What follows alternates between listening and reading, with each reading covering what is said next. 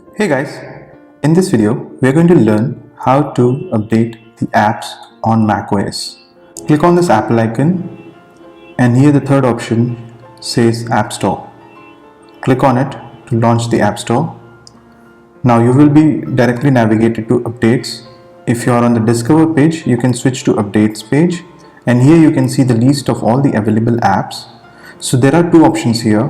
One, you can either click on this update icon or the update command button, which will automatically download that particular app, or else you can click on this update all option, which will update all the available apps. So let me update this particular app here, and here you can see the update has been begun and it will display the update size as well as this network speed I currently have. So if you want to stop the update, what you can do is you can again click on that update icon and it will pause the update. So in this way you can update the apps on your macOS within the App Store. I hope this helps. Let me know if you guys have any questions. Thank you. Cheers. Have a great day.